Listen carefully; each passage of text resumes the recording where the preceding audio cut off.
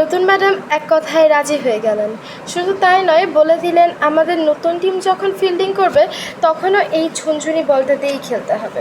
দুপুরবেলা আমাদের team practice হচ্ছে, তখন ম্যাম আমাদের কাছে এলেন। বলটা খুব কৌতূহল নিয়ে দেখলেন। এটা আমার আইডিয়া শুনে এমনভাবে আমার দিকে তাকালেন যেন আমি একজন আইনস্টাইন, না হয় বিল গেটস। বলটা কিভাবে তৈরি করেছি সেটাও শুনলেন। মুচি কোনো পয়সা নেয়নি, সেটা শুনে যতটুকু অবাক হলেন তার থেকে বেশি খুশি হলেন।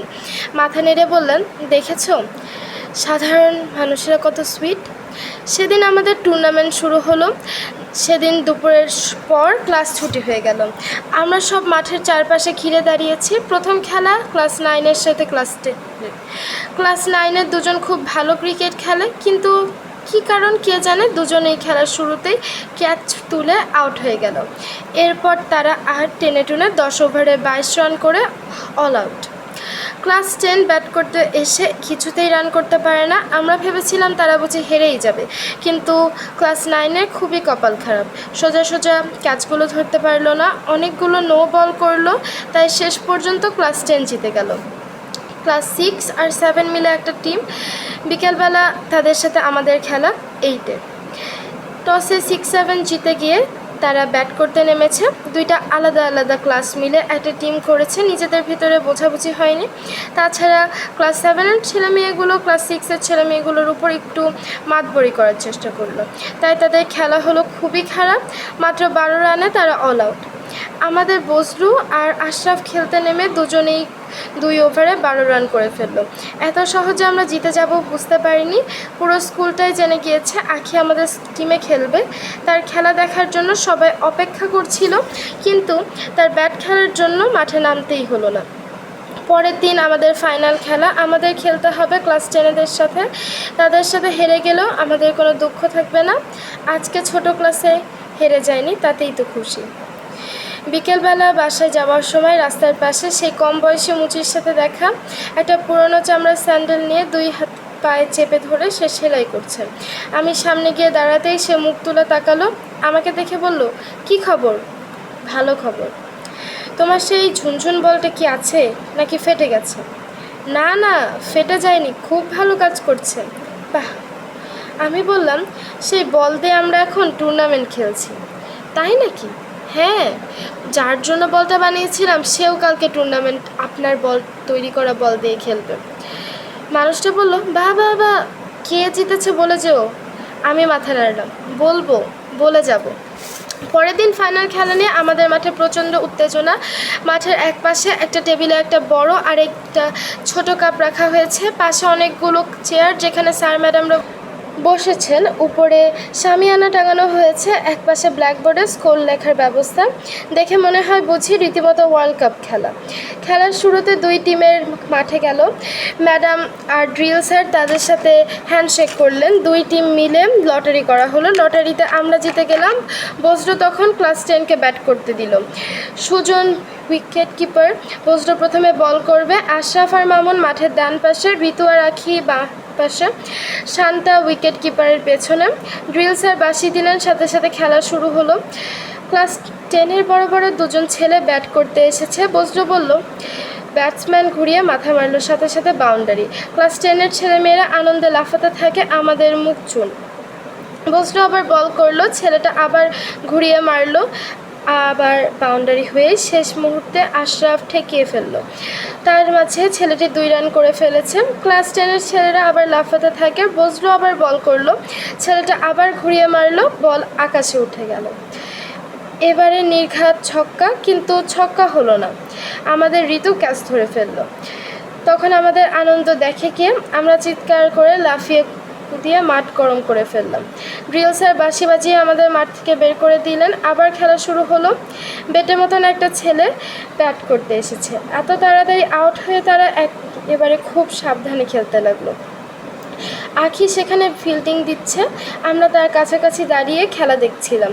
ঝুনঝুন বলটা যখন তার কাছে আসে তখন আখি তার শব্দ শুনতে পায়, যখন দূরে থাকে সে কিছুই বলতে পারে না। আমরা আখির কাছাকাছি দাঁড়িয়ে তাকে সাহায্য করার চেষ্টা করছিলাম। যখন বলটা তার দিকে আসছে তখন চিৎকার করে তাকে সাবধান করে বলি, আখি আসছে, বল আসছে। কিংবা বলি একটু ডান দিকে বা একটু বাম দিকে। আখি তখন ডানে বামে গিয়ে বলটা ধরে ফেলে। আখির কারণে স্কুলের বেশিরভাগ ছেলে মেয়ে আমাদের পক্ষে, তাই আশরাফ বল করে যখন ক্লাস 10-এর একটা ছেলেকে বলটা আউট করে ফেলে তখন পুরো স্কুল আনন্দে চিৎকার করে উঠলো, নাচানাচি করতে লাগলো। 10 ওভারের খেলা 5 ওভারে 27 রান হলো। এভাবে খেলা চললে ক্লাস 10 60 রান করে ফেলবে, কিন্তু দেখা গেল ছেলেরা আউট হয়ে যাওয়ার পর তাদের খেলা প্রায় শেষ হয়ে গেল। আমাদের টিমের মেয়েরা দৌড়াদৌড়ি করে খেলে, কিন্তু ক্লাস 10-এর মেয়েরা একেবারেই লুতুপুতু। নিয়ম করে দেওয়া আছে যে প্রতি টিমে 3 জন মেয়ে থাকতে হবে, সেই জন্যই তাদের রাখা হয়েছে, কিন্তু তারা একেবারেই খেলতে পারে না। আমাদের ঋতু একাই বল করে 2 জনকে বল আউট করে ফেললো। শেষ মেয়েটা যখন রান আউট হয়েছে তখন আমাদের মোট রান 30। আমাদের ওপেনিং ব্যাটসম্যান হিসেবে খেলতে নামলো বজলু আর ঋতু। দুজনেই খুব ভালো খেলতে লাগলো। আমরা চেঁচিয়ে মাঠ গরম করে রাখলাম। আমাদের স্কুলে এমনিতে বাইরের লোক আসতে পারে না, আজকে খেলা উপলক্ষে বাইরের মানুষকে আসতে দেওয়া হয়েছে মাঠে, তাই অনেক ভিড়। শুধু মানুষজন নয়, ঝালমুড়ি, চীনাবাদাম আর আমড়াওয়ালাও চলে এসেছে। আমি হঠাৎ করে অবাক হয়ে দেখে মাঠের এক কোণায় আমার সেই কম বয়সী মুচি দাঁড়িয়েছে। আমাদের কাছে খেলার খবর শুনে সেও তার কাজ বন্ধ করে খেলা দেখতে এসেছে। আমাদের দলের কেউ রান করলেই তার মুখে হাসি ফুটে উঠছে, সে জোরে জোরে হাততালি দিচ্ছে। প্রথম দিকে আমরা খুবই ভালো খেলছিলাম, কিন্তু মাঝামাঝি সময় আমাদের খেলায় ধস নামলো। একজন মাঠে যায় আর আউট হয়ে ফিরে আসে। দেখতে দেখতে আমরা সবাই আউট হয়ে গেলাম, বাকি আছে শুধু আখি। আমাদের তখন মাত্র 32 রান হয়েছে। মাঠে আছে সুজন আর আখি, তারা দুজনে মিলে 10 রান করতে পারবে সেরকম আশা নেই। ক্লাস 10-এর একটা ছেলে দুর্দান্ত বল করে, সেই বলের সামনে দাঁড়ানোই তো মুশকিল। আখি যখন মাঠে খেলতে নেমে এসেছে তখন পুরো স্কুল তার জন্য হাততালি দিতে থাকে।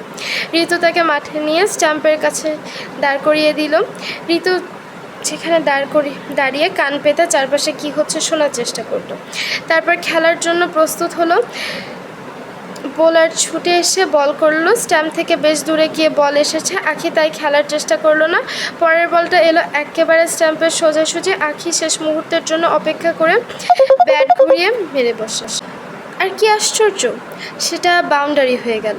পুরো স্কুল আনন্দে চিৎকার করে ওঠে। আমরা সবাই লাফাতে থাকি, ছোট ছোট ছেলে মেয়েগুলো নাচতে থাকে। ক্লাস 10-এর ছেলে মেয়েদের মুখ কালো হয়ে যায়। আখি যদি এভাবে বাউন্ডারি মারতে থাকে তাহলে আমাদের সম্মানটা থাকে কেমন করে? আমি হঠাৎ করে লক্ষ্য করলাম ক্লাস 10-এর সব ছেলেমেয়েরা আখির কাছাকাছি এসে দাঁড়িয়েছে। কেন দাঁড়িয়েছে প্রথমে বুঝতে পারিনি, বলার বল করার সাথে আমি কারণটা বুঝতে পারলাম। আখি বল দেখতে পায় না বলে তাকে খেলতে দেওয়া হয় ঝুনঝুন শব্দ শুনে। ক্লাস 10-এর ছেলেমেয়েরা আখিকে সেই শব্দ শুনতে দিবে না। যখনই বল আসতে থাকে তখনই তারা সবাই চিৎকার করতে থাকে, শব্দ করতে থাকে। তাদের এই কাজকর্ম দেখে আমরা ছুটে ড্রিল স্যারের কাছে গিয়ে নালিশ করলাম। স্যার এসে তাদের নিষেধ করলেন, কিন্তু কোনো লাভ হলো না। তারা শব্দ করতেই লাগলো। মাঠ বোঝায় মানুষজন, তাদের শান্ত করা চারটিখানি কথা না। আখি অত্যন্ত বিপজ্জনক 2টি বল টিকে গেল। এই ওভারের শেষ বলটি যদি টিকে যায় তাহলে সুজন ব্যাট করতে পারবে। আমরা নিঃশ্বাস বন্ধ করে অপেক্ষা করে আছি। ক্লাস 10-এর দুর্দান্ত বল করলো। বলটা সোজাসুজি স্ট্যাম্পের দিকে যাচ্ছে। আখি শুনতে পাচ্ছে কি না আমরা জানি না। আমরা দেখলাম ব্যাট তুলে সে মেরে বসেছে। আর কি আশ্চর্য, ঝুনঝুন বলতে একেবারে আকাশে উঠে গেল। ক্যাচ করার জন্য একটা লম্বা ছেলে ছুটে আসছে, কিন্তু বলটা একেবারে সীমানার বাহিরে। অবিশ্বাস্য ব্যাপার, আমাদের আখি ছক্কা মেরে দিয়েছে। আমরা জিতে গেছি। চিৎকার করতে করতে আমরা মাঠে ঢুকে গেলাম। আখিকে ঘাড়ে তুলে আমরা চিৎকার করে লাফাতে লাগলাম।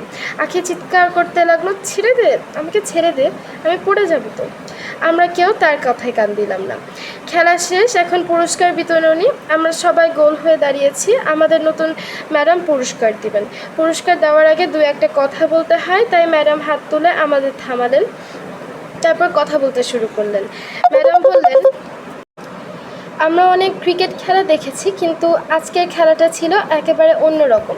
কেন তোমরা বলতে পারবে? আমরা চিৎকার করে বললাম, আমরা জিতেছি সেই জন্য। ম্যাডাম বললেন, না, খেলায় তো একদল জিতবে সেটা কখনো বড় কথা না।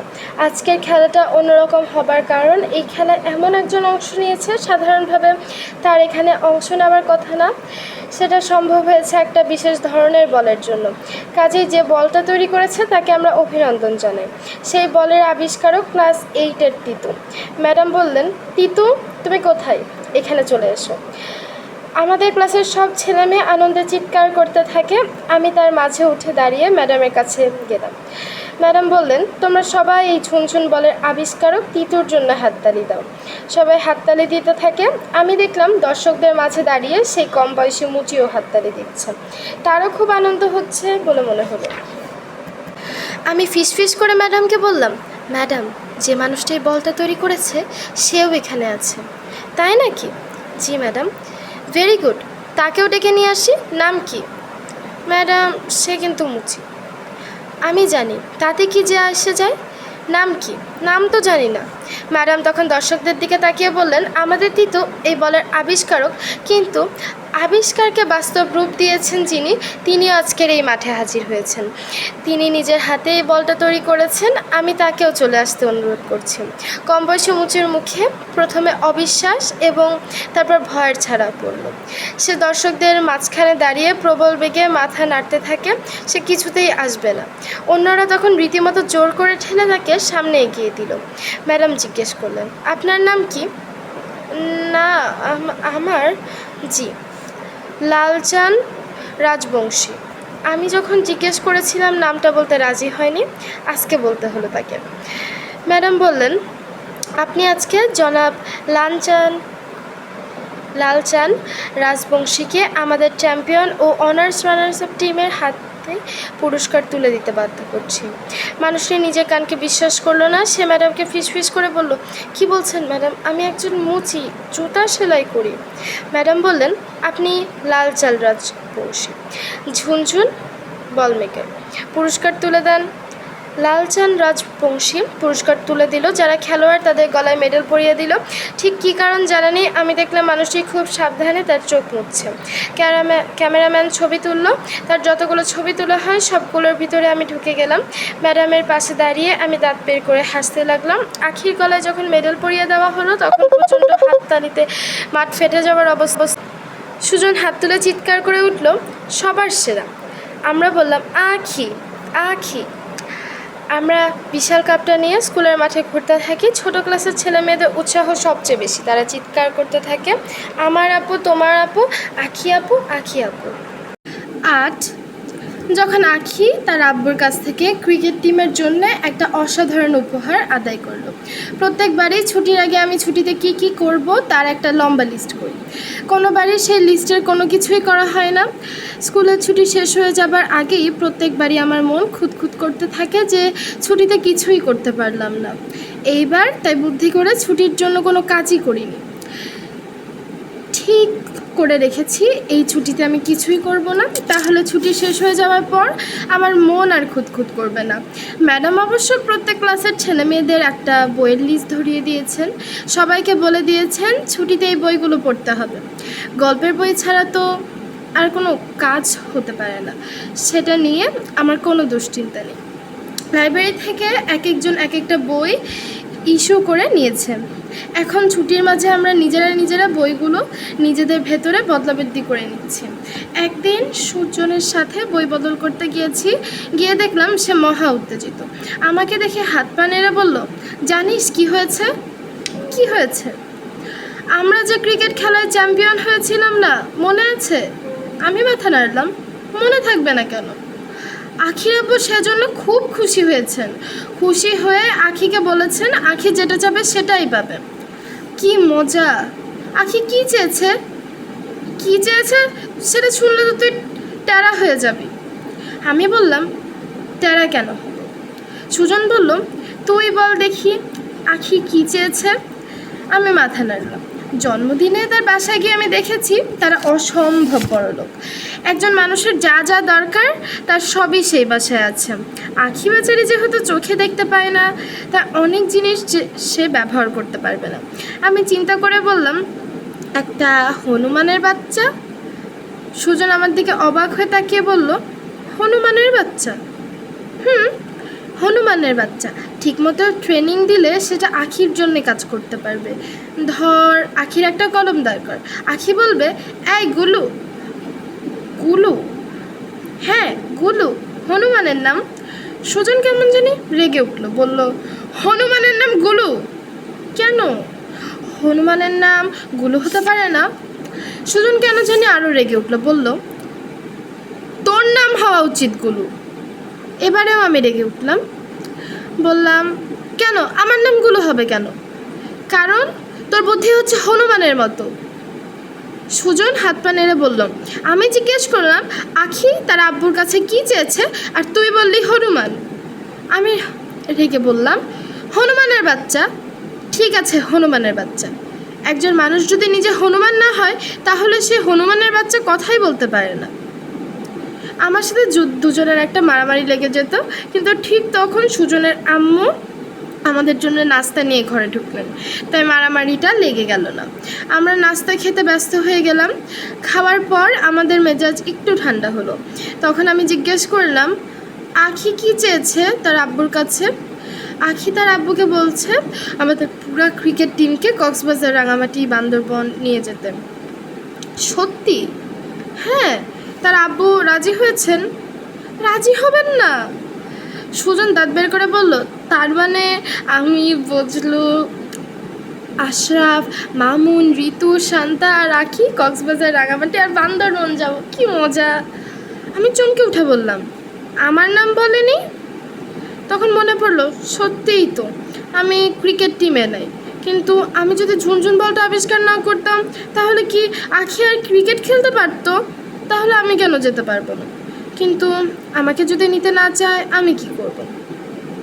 সুজন ফ্যাক ফ্যাক করে হাসতে হাসতে বলল কী যে মজা হবে, আখির আব্বু সব ব্যবস্থা করে দিবে। আমরা এয়ার কন্ডিশনার গাড়িতে করে যাব, হাইফাই হোটেলে থাকবো, হামবার্গার খাবো, ফ্রেঞ্চ ফ্রাই, চপ, কাটলেট, এগুলো সব খাবো, ঘুরে বেড়াবো। চিন্তা করলেই আমার ঘুম হচ্ছে না। আমি শুকনো মুখে বললাম আখি তোদের সবার সাথে কথা বলেছে? এখনও বলে নাই, তারিখটা ঠিক হলেই বলবে। তোদের বাসা থেকে পারমিশন দিবে? সুজন চোখ কপালে তুলে বলল দিবে না কেন? আমি বললাম না মানে কথাটা শেষ না করেই আমাকে থেমে যেতে হলো। সত্যিই তো এরকম চমৎকার একটা ব্যাপারে বাসা থেকে পারমিশন দেবে না কেন? আমি বাসায় গিয়ে আসলাম খুবই মন খারাপ করে। আমি ইচ্ছে করেই ক্রিকেট টিমে থাকতে পারতাম। মামুন আর আশরাফের থেকে আমি মোটেও খেলি না, কিন্তু তাদের অনেক বেশি আগ্রহ ছিল দেখে আমি তাদের জন্য ছেড়ে দিয়েছিলাম। এখন সেই জন্য আমি পড়ে থাকবো আর তারা রাঙামাটি, বান্দরবন আর কক্সবাজার বেড়াতে যাবে। পৃথিবীতে এর থেকে বড় অবিচার আর কী হতে পারে? পরের দিন কয়েকদিন আমি ছাড়াভাবে এর কাছ থেকে ওর কাছ থেকে নানা খবর পেতে থাকি। সুজন যেটা বলেছে সেটা সত্যি। ক্রিকেট টিমের সবাইকে আখির আব্বু এক সপ্তাহের জন্য রাঙামাটি, বান্দরবন আর কক্সবাজার নিয়ে যাচ্ছেন। কিভাবে কি করা হবে সেটা এখনও ঠিক করার জন্য পরশুদিন সবাই আখিদের বাসায় কথা বলতে যাবে। সবার সাথে যোগাযোগ করা হয়েছে, আমাকে কেউ কিছু বলেনি, যার অর্থ আমাকে ছাড়াই যাওয়া যাবে। আমি ভাবলাম লজ্জার মাথায় কি আমি আখির বাসায় যেয়ে আখির বাবাকে বলি প্লিজ প্লিজ আমাকে নিয়ে যান, আমি হয়তো ক্রিকেট টিমে নাই, কিন্তু আমি যদি ঝুনঝুন বলটা না তৈরি করে দিতাম তাহলে আখি ক্রিকেট খেলতে পারতো না। কিন্তু সত্যি সত্যি তো আর সেটা করা যায় না। পুরো ব্যাপারটা চিন্তা করে আমার খুব অভিমানও হলো। আমি না হলে কিছুই হতো না, অথচ আমাকে ছাড়াই সবাই আনন্দ করতে যাচ্ছে। অন্য সবার কথা ছেড়ে দিলাম, আখি কি তার আব্বুকে একবারও বলতে পারতো না যে আমাকে নিয়ে যাওয়া হোক? আমি হিসেব করে বার করলাম কখন আখিদের বাসায় সবাই যাচ্ছে। সেই সময়টা আমি টেলিফোনের কাছাকাছি থাকলাম, মনে মনে আশা করতে লাগলাম হঠাৎ করে ফোন বেজে উঠবে আর আখি ফোন করে বলবে তিতু তুই চলে আয়, তোকেও আমরা নিয়ে যাব।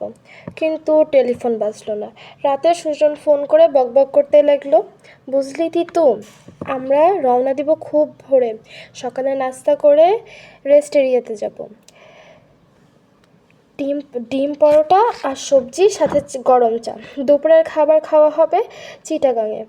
গাড়িতে সব সময় খাবার থাকবে, 15 জনের গাড়ি। ড্রাইভারের পাশে বসবে জাবেদ আঙ্কেল, আমরা পিছনে। জাবেদ আঙ্কেল হচ্ছে আখির আব্বুর ডান হাত, সব কিছুর ব্যবস্থা করে দিবে। জাবেদ আঙ্কেল ছাড়াও যাবে নিশাত আপু।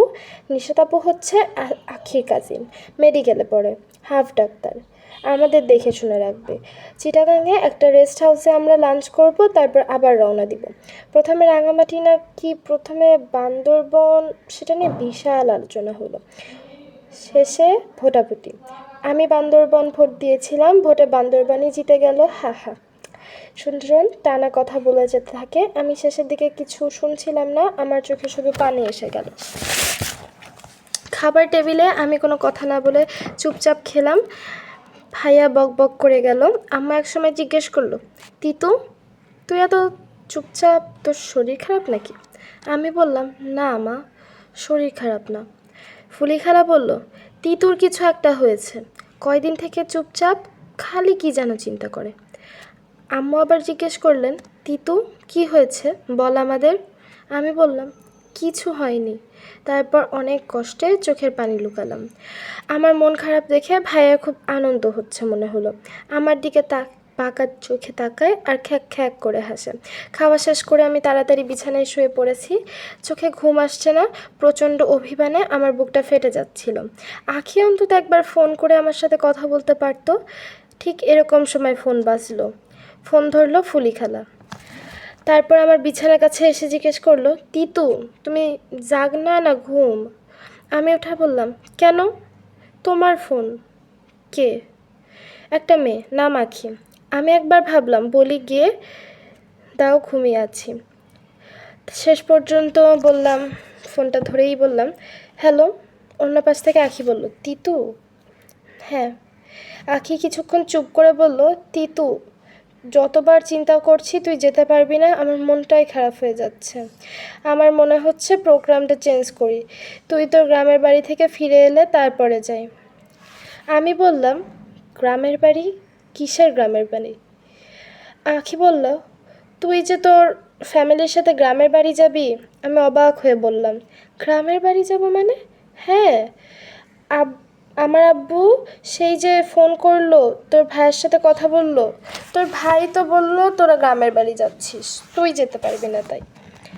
আমার মাথার মাঝে ঝনঝন করে রক্ত উঠে গেল। তার মানে ভাইয়া আখির আব্বুর সাথে মিথ্যে কথা বলেছে যেন আমি না যেতে পারি। আমি অনেক কষ্ট করে নিজেকে শান্ত করে বললাম, আমরা কোথাও যাচ্ছি না তো, আমরা এখানেই আছি। তার মানে তুই যেতে পারবি? আখি চিৎকার করে বলল, আমাদের সাথে যেতে পারবি? আম্মু আব্বু যদি রাজি হন, সেটা আমাদের উপর ছেড়ে দে। আমি শুনলাম আখি ইয়াহু বলে একটা চিৎকার করলো। তারপর চিৎকার করে তার আব্বুকে ডাকতে লাগলো। আমি শুনতে পেলাম আখি উত্তেজিত গলায় তার আব্বুর সাথে কথা বলছে। কিছুক্ষণের পর আখির আব্বু ফোন ধরলেন। হ্যালো তিতু। জি চাচা। তোমার আব্বু আম্মু কি জেগে আছেন? জি চাচা জেগে আছেন।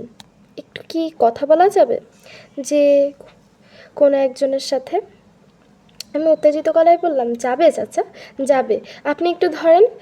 আমি প্রায় ছুটে গেলাম আব্বুর কাছে। যাবার সময় দেখলাম ভাইয়া পড়ার টেবিলে বইয়ের উপর ঝুঁকে বসার ভান করছে, কিন্তু তার চেহারা দেখেই বোঝা যাচ্ছে যে সে আসলে টেলিফোনে আমার প্রত্যেকটা কথা খুব মনোযোগ দিয়ে শুনছে। তার চেহারার মাঝে একটা চোর চোর ভাব। আব্বু এসে ফোন ধরলেন, আমি কাছে দাঁড়িয়ে রইলাম। আব্বু একটু কথা শুনেই বললেন, না না না না না, আপনার কষ্ট করে আসতে হবে না, ফোনেই বলতে পারতেন।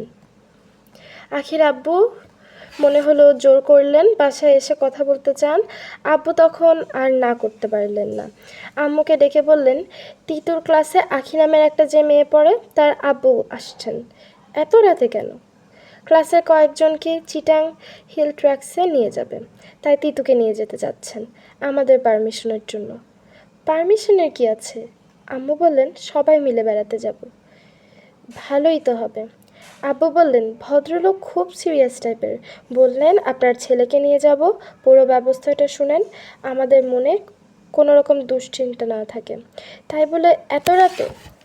আব্বু ইতস্তত করে বললেন, আমি ঠিক বুঝলাম না, বললেন কি যেন ভুল বোঝাবুঝি হয়েছে, কেন মনে করেছিলেন আমরা গ্রামের বাড়ি যাব তিতুকে নিয়ে, সেই জন্য আমাদের কথা বলা হয়নি। অন্য সবাই রেডি, তিতু নাকি একটা বল তৈরি করে দিয়েছে তার মেয়েকে, সেই বল দিয়ে মেয়ে নাকি ক্রিকেট খেলা পর্যন্ত, অন্ধ মেয়ে নাকি ক্রিকেট পর্যন্ত খেলতে পারে, তাই তিতু ছাড়া নাকি সে ঘুরতে যাবার কথা চিন্তাই করতে পারছে না। আব্বু বললেন, কিন্তু আমরা গ্রামের বাড়ি যাব সেই কথাটা কেন আসছে? আমি বলতে গেলাম ভাইয়া, কিন্তু বললাম না, থেমে গেলাম। পুরো ব্যাপারটা মিটে যাক, তারপর দেখা যাবে। আখির আব্বু আর আম্মু দুজনেই চলে এলেন। আব্বু আর আম্মুর সাথে কথা বললেন, এমনভাবে কথা বললেন মনে হলো আমি বুঝি খুবই গুরুত্বপূর্ণ মানুষ, আর আমাকে নিয়ে যেতে পারলে আমার আম্মু আব্বু আখির আব্বু আম্মুকে কৃতার্থ করে দিলেন। কাজের কথা শেষ হবার পর অন্য গল্পগুজব হলো, তারা আখিকে নিয়ে কথা বললেন। আখি কেমন মন খারাপ করে থাকতো, আমাদের স্কুলে আসার পর কেমনভাবে হাসি খুশি থাকে এখন, এই রকম গল্প। রাত্রে ঘুমানোর সময় যখন আশেপাশের কেউ নেই, তখন আমি ভাইয়াকে জিজ্ঞেস করলাম, ভাইয়া তুমি আখির আব্বুকে মিথ্যে কথা বলেছিলে কেন? ভাইয়া আমতা আমতা করে বললাম, মানে আমি আসলে, শেষ না করে ভাইয়া থেমে যায়। আমার দিকে পিট করে ভাঙা গলায় বলল, প্লিজ তুই তো আম্মু আব্বুকে বলিস না, প্লিজ প্লিজ, আমি আর কোনো দিন এরকম করবো না, খোদার কসম। আমি অবাক হয়ে ভাইয়ার দিকে তাকিয়ে থাকলাম। সারাটা জীবন ভাইয়া আমাকে জ্বালিয়ে গেছে, হঠাৎ করে আমি আবিষ্কার করলাম ভাইয়া আসলে খুবই দুর্বল পদার্থ, ফালতু একজন মানুষ। তার উপর রাগ করে লাভ নেই, তার জন্য বরং মায়া হতে থাকে। আমার যখন হঠাৎ করে এই দুর্বল হতাশা ভাইয়ার জন্য এক ধরনের মায়া তৈরি হলো। আহা বেচারা। পরের দিন ঘুম থেকে উঠেই আমি আমার ক্লাসের সবার সাথে কথা বলতে শুরু করলাম। তখন সব কিছু আমার কাছে পরিষ্কার হয়ে গেল। আমার সাথে কেউ যোগাযোগ করছিল না, কারণ সবাই বুঝতে পেরেছিল আমি যেতে পারবো না বলে। নিশ্চয়ই আমার খুব মন খারাপ। এখন যদি অন্যরা সেটা নিয়ে বারবার কথা বলতে থাকে, তাহলে আমার মন আরও খারাপ হবে। যে জিনিসটা কেউ ঠিক করে বুঝতে পারছিল না সেটা হচ্ছে, আমাদের যদি আসলে গ্রামের বাড়ি যাওয়ার কথা না থাকে, তাহলে কেন ভাইয়া সেটা বলল? ভাইয়া চায় না আমি যাই, সেই জন্য এত বড় মিথ্যা কথা বলেছে? সেটা বলতে আমার লজ্জা হলো, তাই আমি আরেকটা ছোট মিথ্যা কথা বললাম। আমি তাদের বললাম, এই ধরনের একটা আলোচনা হচ্ছিল, ভাইয়া তারিখটা ভুলে গোলমাল করে ফেলেছে। তবে ভাইয়া আমাকে নিয়ে যে মিথ্যা কথা বলেছে, বজলুর জন্য সেটা সত্যি হয়ে গেল। বজলুর নানা খুব অসুস্থ, ডাক্তার জবাব নিয়ে গেছে যে কোনো মুহূর্তে মারা যাবেন, তাই বজলুর বাসায় সবাই তার নানাকে শেষ দেখার জন্য গ্রামের বাড়ি যাচ্ছে, বজলুকেও যেতে হবে। তার মানে সে আমাদের সাথে যেতে পারবে না। বজলুর সাথে কথা বলে বোঝা গেল মারা যাবার জন্যে এরকম একটা সময় বেছে নেওয়ার জন্য বজলুর কোনো দিন তার নানাকে ক্ষমা করবে না। বজলুর মতোই ফাটা কপাল হলো আশরাফের। ঠিক এই সময়তে তার বোনের বিয়ে। তার উপর যদি ছেড়ে দেওয়া হতো, তাহলে সে নিঃসন্দেহে বোনের বিয়েতে হাজির না থেকে আমাদের সাথে রাঙামাটি, বান্দরবন আর কক্সবাজার যেত। কিন্তু এই বিষয়গুলো আমাদের হাতে ছেড়ে দেওয়া হয় না, বড়রা ঠিক করে। তাই আশরাফের যাওয়া হলো না। দেখা গেল সব মিলিয়ে যাব আমরা 6 জন। ছেলেদের মাঝে আমি, সুজন আর মামুন, মেয়েদের মাঝে ঋতু, শান্তা আর আখি। আখির আব্বু খুবই গোছানো মানুষ।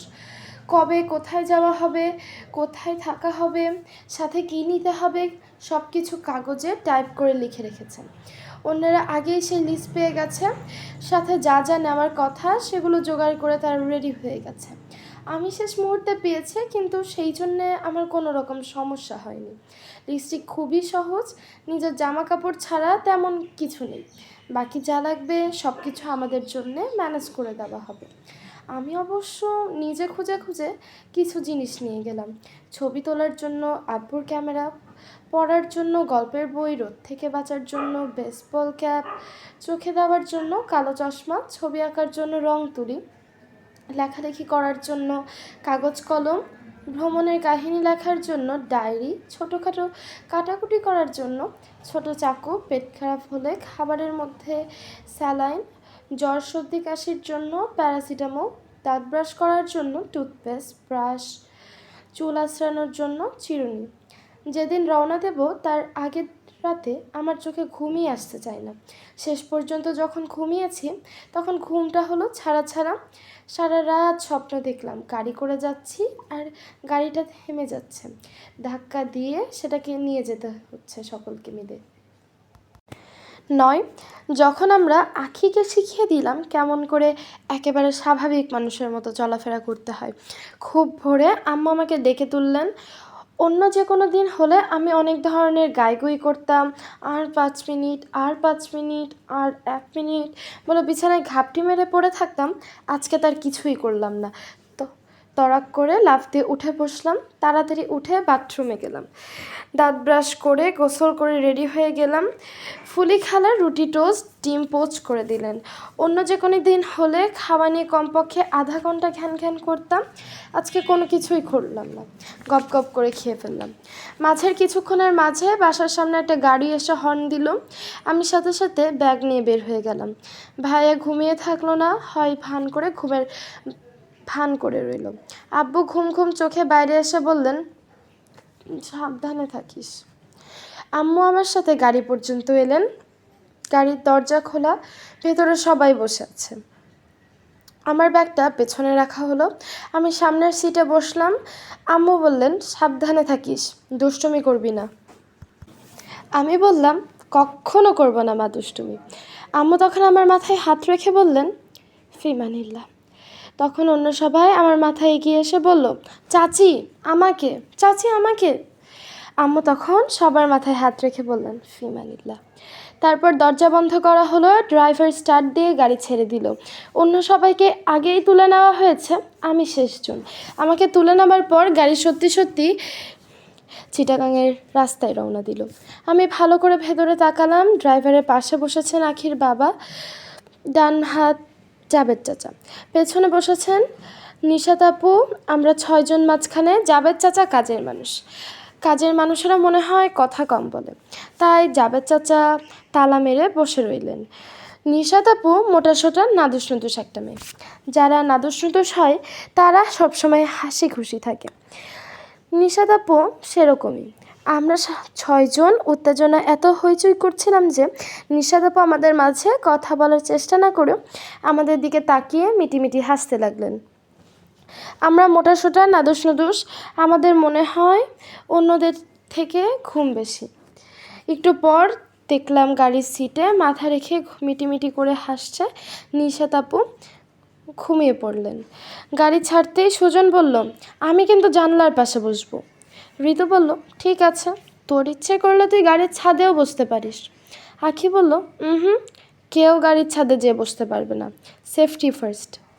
আমি বললাম, খামোখা চেষ্টা করে লাভ নেই, সুজনকে যতই বোঝানোর চেষ্টা করো না কেন, ঝামেলা একটা করবেই। মামুন বলল, সুজন যদি বেশি দুষ্টুমি করিস না, তোকে আমরা নামিয়ে রেখে চলে যাব। শান্তা বলল, আমরা তখন গাড়ি করে যাব আর সুজন গাড়ির পেছনে দৌড়াতে দৌড়াতে আসবে। দৃশ্যটা কল্পনা করে আমরা সবাই হি হি করে হাসতে থাকি। সুজন হাসলো সবচেয়ে জোরে জোরে।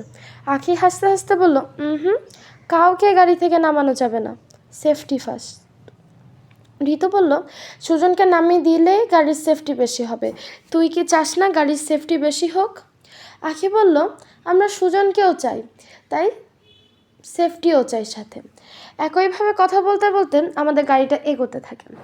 আমরা এখন ভোরে রওনা দিয়েছি, এখনও তাই চারদিকে ঠিকমতো আলো হয়নি, কিন্তু তার মাঝেই লোকজন কাজকর্ম শুরু করে দিয়েছে। চায়ের দোকানগুলো খুলছে, চুলোয় আগুন দিচ্ছে, মাথায় বোঝা নিয়ে মানুষজন যাচ্ছে, রাস্তার পাশে হকাররা খবরের কাগজ ভাগাভাগি করছে, রিক্সা নিয়ে রিক্সাওয়ালারা বের হয়েছে। এক কথা দেখেই বোঝা যায় শহরটা জেগে উঠেছে। আমি জানালা দিয়ে বাইরে দেখতে দেখতে হঠাৎ করে বুঝতে পারলাম, আখি এর কিছুই দেখতে পাচ্ছে না। শুধু যে দেখতে পাচ্ছে তাই নয়, কখনো দেখতেও পাবে না। দেখতে না পেলে কেমন লাগে বোঝার জন্য মাঝে মাঝে আমি চোখ বন্ধ করে থাকি, কিন্তু কিছুক্ষণের ভিতরে আমি ছটফট করে উঠি, আমাকে চোখ খুলে ফেলতে হয়। আখি দিনের পর দিন এভাবে কাটিয়ে দিচ্ছে, চিন্তা করে হঠাৎ আমার ওর জন্য এক অন্যরকম মায়া হতে থাকে। আমি জানি আখি সব কিছু সহ্য করতে পারে, কিন্তু কেউ ওর জন্যে মায়া করলে এইটা সহ্য করতে পারে না।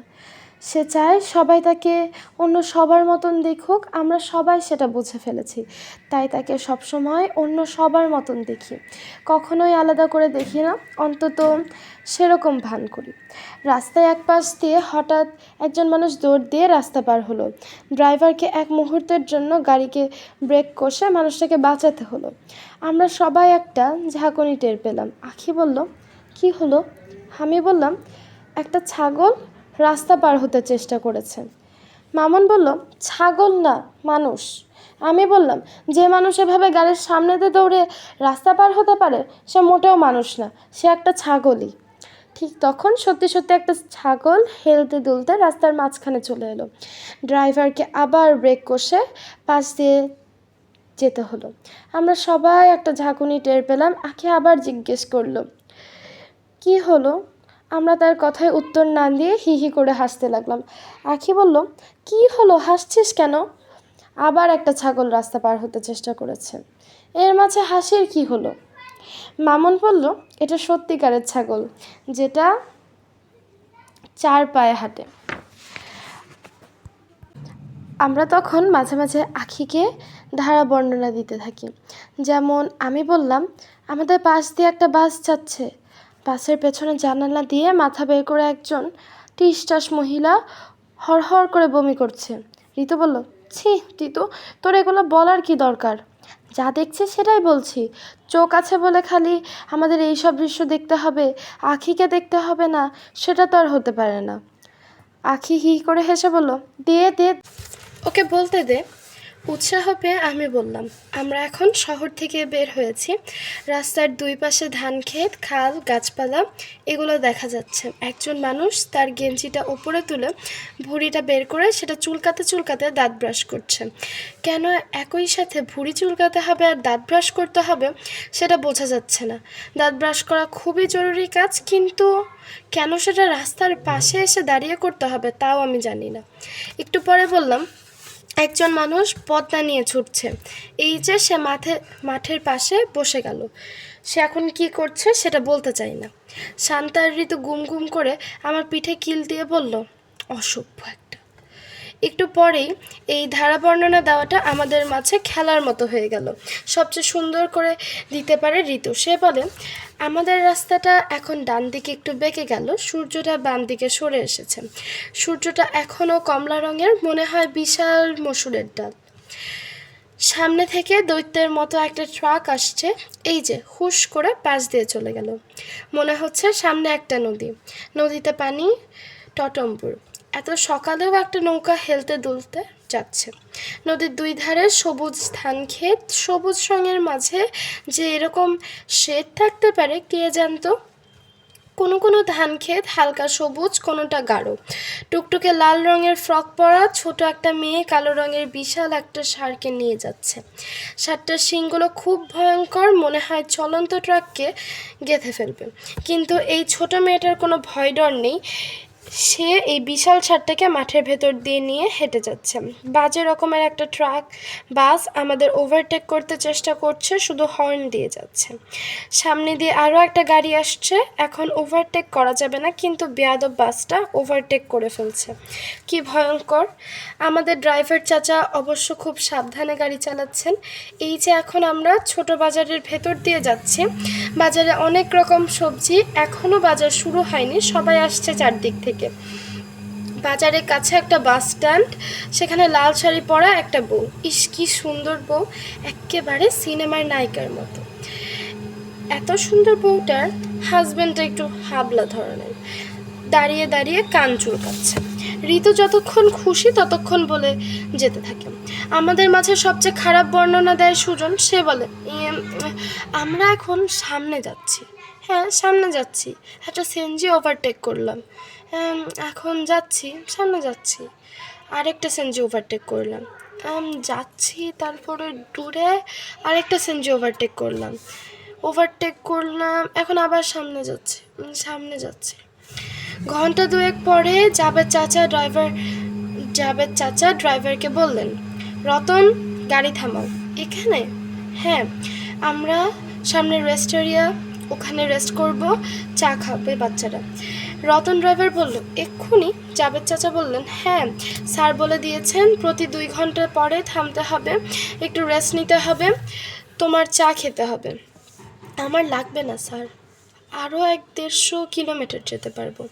না না, জাবেদ চাচা মাথা নাড়লেন, এই বাচ্চা কাচ্চার দায়িত্ব আমার। তুমি একটু পরে পরে থামতে থামতে যাবে, আমি কোনো রিস্ক নিব না। কাজেই ড্রাইভার একটা রেস্ট এরিয়াতে থামলো। পিছনে নিশাদ আপু একেবারে কাদার মতো ঘুমোচ্ছিলেন। গাড়ি থামতেই আড়মোড়া ভেঙে জেগে উঠলেন। বললেন, কোথায় নেমেছি? রেস্ট এরিয়াতে। আমরা মাথা নাড়লাম। নিশাদ আপু হাসি হাসি মুখে বললেন, গুড, সবাই নামো, একটু হাত পা ছড়িয়ে নেওয়া যাক, বাথরুম ব্রেকফাস্ট সব সেরে ফেলা যাক। আঁখি নামতে নামতে জিজ্ঞেস করলো, আশেপাশে কি অনেক মানুষ? আমি বললাম, হ্যাঁ, একটা বাস থেকে নেমেছে। আঁখি একটা ছোট নিঃশ্বাস ফেলে বলল, আমাদের দিকে তাকিয়ে আছে? অনেকেই। আমাকে দেখে হা হু কিছু করছে? এখনও করছে না, এখনও বুঝতেও পারছে না। আঁখি বলল, যা বিরক্ত লাগে আমার। হোয়াইট কেন খুলতেই সবাই বুঝে যাবে, আমার আহা উহু শুরু করবে। আঁখি কথা সত্যি, যেই মুহূর্তে তার ভাঁজ করা সাদা লাঠিটা খুলে হাতে নিয়েছে, সাথে সাথে সবাই মাথা ঘুরিয়ে আঁখির দিকে তাকালো। আমরা দেখলাম চাপা গলায় আঁখিকে নিয়ে কথা বলছে। আমরা যখন ভেতরে গিয়ে বসেছি তখন বোকা ধরনের একজন বয়স্কা মহিলা হেঁটে আমাদের কাছে এসে বলল, এই মেয়ে চোখে দেখে না, অন্ধ? আমাদের ইচ্ছে হলো মহিলাটার টুটি চেপে ধরি, কিন্তু সত্যি সত্যি তো আর টুটি চেপে ধরা যায় না। তাই দাঁতে দাঁত চেপে বললাম, না, দেখতে পাই না। আহারে কি কষ্ট। আমরা কিছু বললাম না। তোমাদের কি হয়? বন্ধু। বন্ধু শুনে মহিলাটা কেমন জানি বিরক্ত হলো। কেন বিরক্ত হলো বুঝতে পারলাম না। বলল, বাবা কি করে? আখির বাবা কি করে আমরা তা ভালোভাবে জানি না, কিন্তু কিছু একটা উত্তর দিতে হয়, তাই বললাম র্যাব।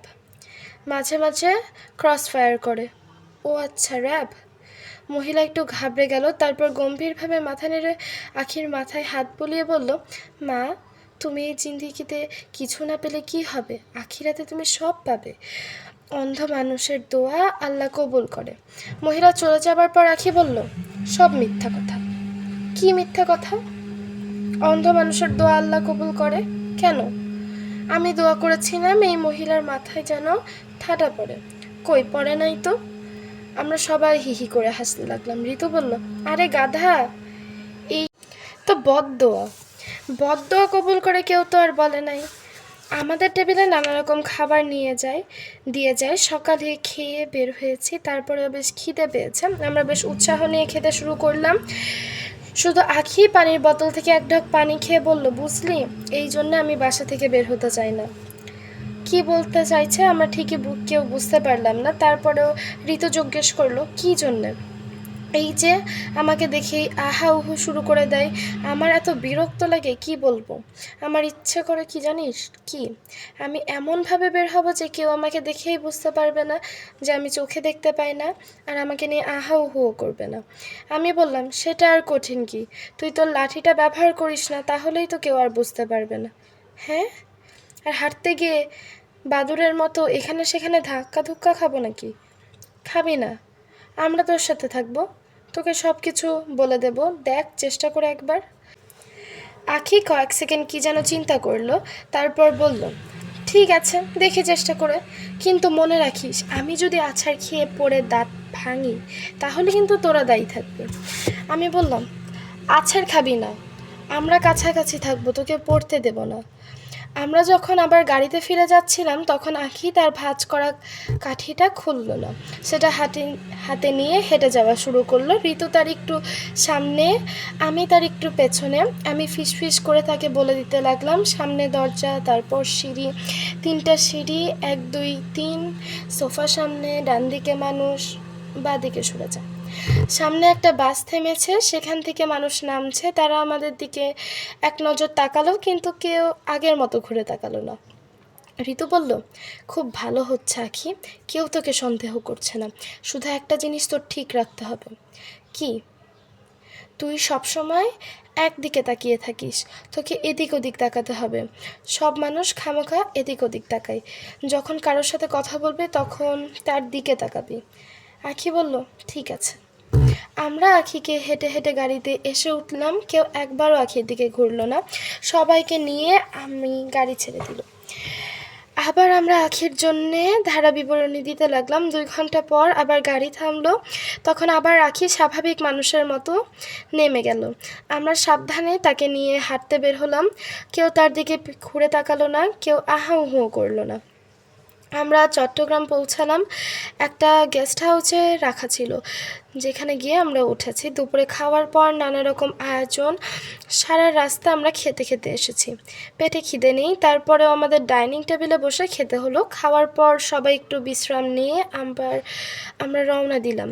সাধারণত গাড়ি ছাড়তেই নিশাত আপু সিটে হেলান দিয়ে ঘুমিয়ে পড়েন। এবারে কেন জানি আর ঘুমোলেন না। পেছনে বসে আমাদের গল্প গুজবে মাঝে মাঝে যোগ দিতে লাগলেন।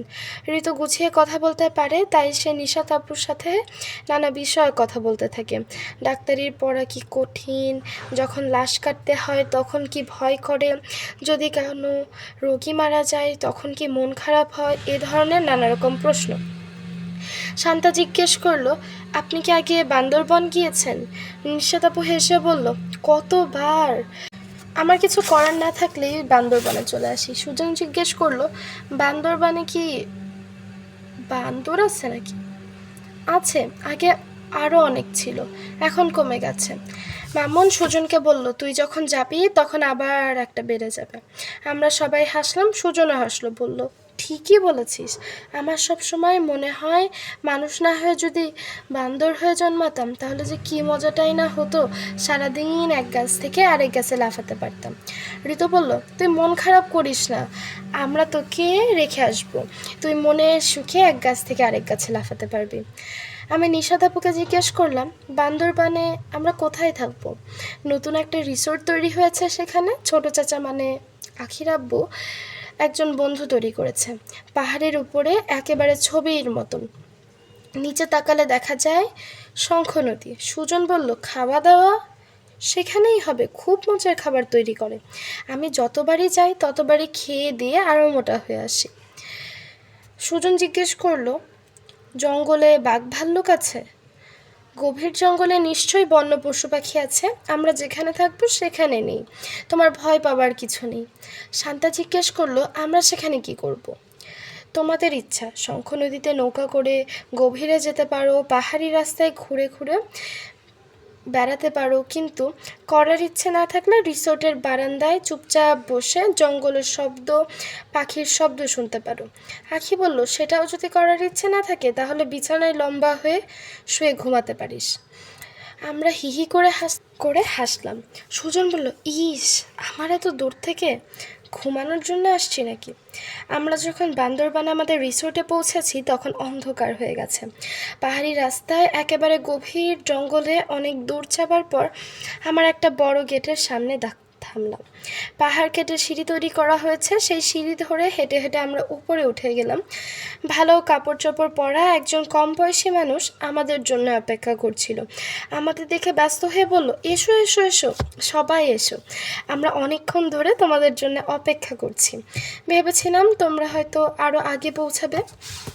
জাবেদ চাচা বললেন, আমরা খুব ধীরে সুস্থে এসেছি ম্যানেজার সাহেব, কোথাও কোনো তাড়াহুড়া করিনি। স্যার বলে দিয়েছিলেন প্রতি 2 ঘন্টা পর পর থামতে। সেটাই ভালো, ম্যানেজার সাহেব বললেন। তোমরা এসো, তোমাদের রুমগুলো দেখিয়ে দিই। তোমাদের 6 জনের জন্য আমি সবচেয়ে ভালো ঘরগুলো রিজার্ভ করে রেখেছি, একেবারে আমাদের পাহাড়ের উপর 2টা রুম, 3 জন 3 জন করে 6 জন। এসো আমাদের সাথে। আমরা ম্যানেজারের পেছনে পেছনে হেঁটে যেতে থাকি। আখি ঋতুকে ধরে হাঁটছে, আমি আখির পেছনে। রিসোর্টের 2জন মানুষ পিছনে পিছনে আমাদের ব্যাগগুলো নিয়ে আসতে থাকে। আমরা গাছগাছালি ঢাকা একটা পথ দিয়ে হেঁটে মনে হয় আরও একটা পাহাড়ের উপরে উঠে গেলাম। সেখানে কাঠের একটা বাসা, 2 পাশে 2টা রুম। ম্যানেজার সাহেব রুমগুলো খুলে বললেন, একটাতে 3 জন, অন্যটাতে 3 জন, নিজেরা ঠিক করে নাও কে কোথায় থাকবে। ঋতু একটা ঘরে ঢুকে এদিক ওদিক তাকিয়ে বলল, আমরা এইটাতে থাকবো।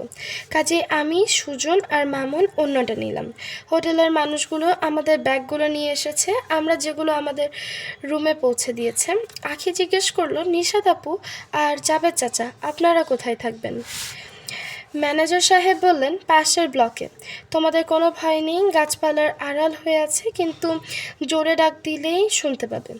আর ড্রাইভার চাচা, তাকে নিয়েও তোমাদের চিন্তা করতে হবে না, নিচে তার জন্য থাকার জায়গা আছে। তোমরা হাত মুখ ধুয়ে রেডি হয়ে নাও, আমাদের নিচে ডাইনিং রুমে খাবার দিলে তোমাদের ডেকে নেব।